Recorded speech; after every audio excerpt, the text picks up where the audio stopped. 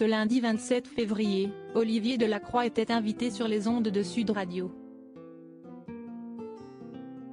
Pendant son passage dans Sud Radio Média, le présentateur de Dans les yeux d'Olivier a poussé un coup de gueule sur l'affaire Pierre Palmade, qualifiant Twitter de caniveau public.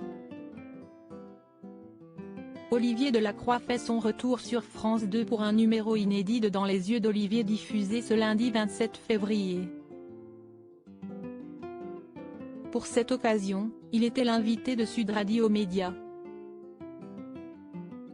Il a tout d'abord rappelé le concept de son émission.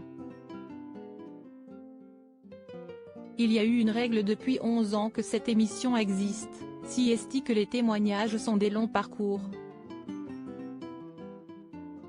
Mais on raconte aussi comment on s'en sort.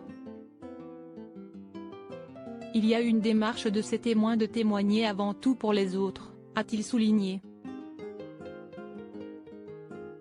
Et de qualifier ce programme de lumineux et de très humain. Olivier Delacroix cache sur la société aujourd'hui. Dans la suite de l'entretien, Benjamin Glaise est revenu sur les moments forts du week-end, notamment l'ouverture du Salon de l'Agriculture à Paris, samedi 25 février. Le journaliste a ainsi évoqué la visite assez mouvementée d'Emmanuel Macron. Sur place, le président a eu un vif échange avec un militant du collectif Dernière Rénovation sur le changement climatique. Ce dernier l'a interpellé face aux caméras de BFM TV qui a filmé la scène. Interrogé à ce sujet sur Sud Radio, Olivier Delacroix n'a pas mâché ses mots. Ça inspire ce qu'ouest la société aujourd'hui. Ce jeune, il a des revendications. Le problème, si est qu'à aucun moment, il ne laisse parler le président.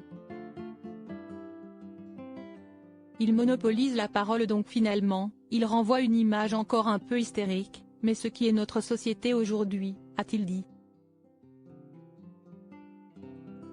On veut encore lui écrabouiller la gueule et de poursuivre en évoquant l'affaire Pierre Palmade. Ce matin, Pierre Palmade a fait un AVC, et ça y est, il y a toute une partie de la toile, ces caniveaux publics que sont Twitter, qui crient au complot.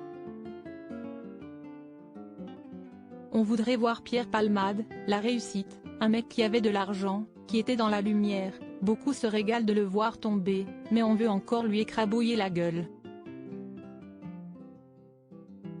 Cette société qu'il qualifie d'hystérique, il essaie de s'en protéger.